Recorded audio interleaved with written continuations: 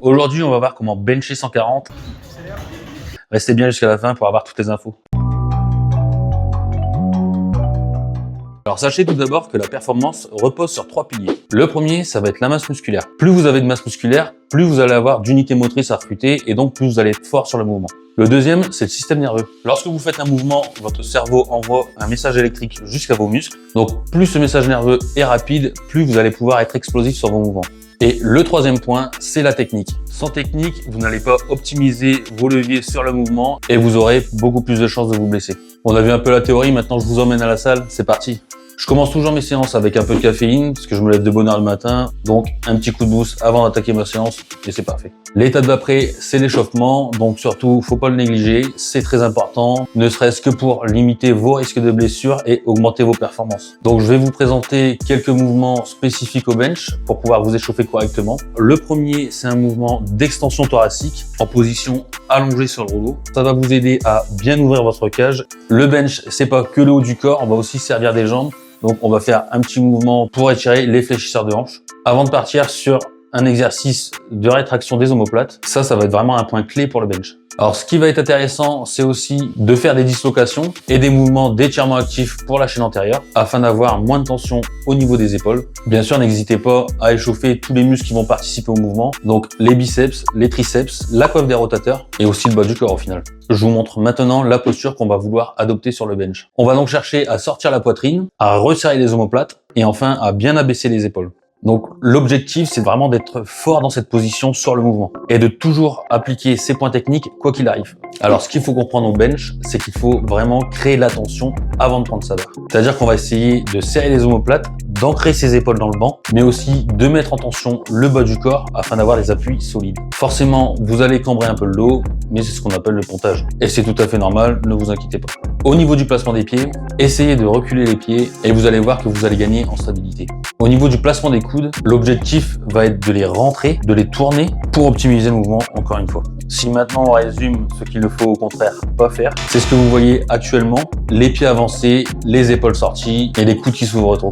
Un petit mot maintenant sur l'écartement des mains. Alors personnellement, j'ai une prise plutôt large parce que c'est ce qui me convient, mais vous allez pouvoir aussi performer au bench en ayant une prise un peu plus resserrée. Alors forcément, plus on élargit la prise, moins on a de distance à parcourir pour le mouvement et c'est plus les pecs et les épaules qui vont travailler. Alors qu'au contraire, si on resserre la prise, on a donc plus de trajet, plus de flexion de coude et là c'est donc les triceps qui travaillent davantage. Bien sûr, essayez de garder au maximum les poignets alignés sous peine de créer un amorti qui vous rendra moins fort. Et ça peut aussi vous mettre des tensions sur l'articulation, alors préservez vos poignets. D'ailleurs, si vous êtes un peu fragile les poignets, n'hésitez pas à mettre des bandes de force pour les rigidifier.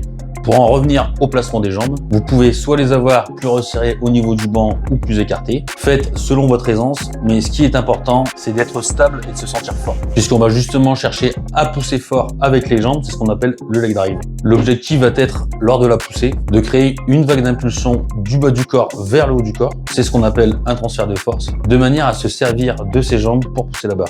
L'objectif va être de pousser en avant du sol, comme si on cherchait à reculer sur le banc, en restant bien sûr immobile ou presque. Pensez juste à garder vos fessiers sous tension et ne pas juste simplement les poser sur le banc. Au niveau du pontage, justement, ce qu'il faut bien comprendre, c'est que le creux du dos vient vraiment des vertèbres thoraciques et non des vertèbres lombaires. Je vous conseille aussi, si vous êtes dans une salle commerciale comme moi, de mettre un tapis sur le banc, ça vous permettra d'être bien stable et de ne pas glisser. Alors maintenant qu'on est bon sur le mouvement, on va attaquer la gamme montante. C'est ce qu'on appelle l'échauffement spécifique. On va monter petit à petit le poids afin d'arriver à sa charge de travail. Là, la plus grosse erreur qu'on voit en salle, c'est des pratiquants qui font beaucoup de répétitions sur leur gamme montante et qui au final s'épuisent pour leur série de travail. Le but de la gamme montante est principalement de réveiller votre système nerveux pour vous préparer à pousser lourd et vite. Par exemple ici, pour une barre à 140 kg, j'ai commencé personnellement sur 10 à 12 répétitions barre à vide, puis également une dizaine à 60, entre 4 et 5 à 100 kg, 2 à 3 à 120 et enfin une rep à 140. Je vous mets d'ailleurs un petit exemple de gamme montante à l'écran. Je vous laisse maintenant avec ma barre à 140 puisque c'est quand même le titre de la vidéo.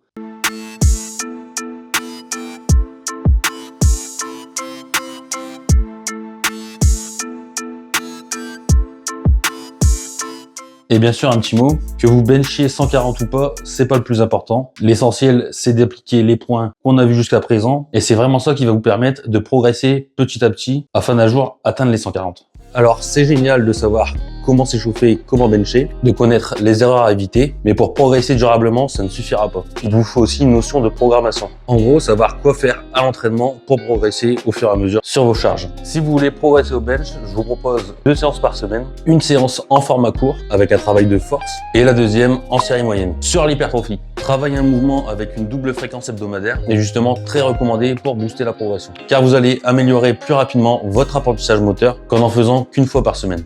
Pour vous aider au mieux sans trop rentrer dans les détails techniques, on vous met une semaine type de progression au bench avec 2 séances par semaine. Les pourcentages indiqués à l'écran correspondent à votre 1RM du moment. Le 1RM, c'est tout simplement votre max sur le mouvement. L'objectif va être d'augmenter vos charges de 2,5 kg par semaine pour vous garantir une bonne surcharge progressive, essentielle à votre progression. Dans votre programme de muscu actuel, on vous propose aussi quelques exercices intéressants pour gagner en masse musculaire et en force, et ainsi transférer ses gains au bench. C'est ce qu'on appelle des exercices d'assistance. Donc bien sûr, la liste est non exhaustive, mais on vous propose ces 4 exercices.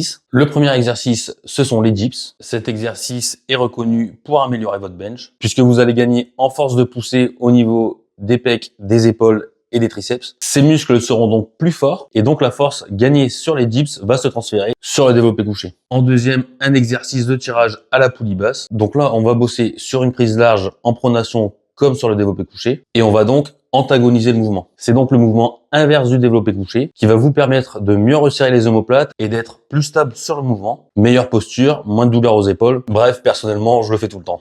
En troisième, les tractions, où là, on va travailler le grand dorsal et plus particulièrement l'abaissement de l'épaule. Chose très importante aussi au bench, comme on l'a vu précédemment. Sans compter que c'est un mouvement qui va vous permettre d'avoir une bonne santé articulaire au niveau de l'épaule, et ça, c'est très important. Le petit dernier qu'on vous conseille, c'est le hip thrust, qui va tout simplement renforcer vos fessiers et vos ischios, et donc vous donner des appuis plus solides au niveau du bas du corps. Et donc, si vous avez bien compris, avoir un leg drive plus puissant. Vous l'aurez compris, pour devenir fort au bench et atteindre les 140 kg, il y a beaucoup d'éléments à prendre en compte et il faudra plus ou moins de temps par rapport à votre point de départ. Mais quand vous faites les choses bien, le temps est votre allié. D'ailleurs, si vous voulez qu'on établisse le meilleur programme d'entraînement pour vous et pour atteindre vos objectifs, ça se passe dans nos suivis en ligne. Tous les liens sont dans la bio. Alors bien sûr, on aurait aussi pu parler de morpho-anatomie, de points forts, de points faibles. Si ça vous intéresse, dites-nous en commentaire et on développera tout ça dans une prochaine vidéo. N'oubliez pas de commenter cette vidéo, de la liker, de la partager à vos potes qui veulent s'améliorer au bench et bien sûr de vous abonner en activant la cloche pour ne pas rater nos futures vidéos. C'était Aurel, on se dit à très vite. Salut!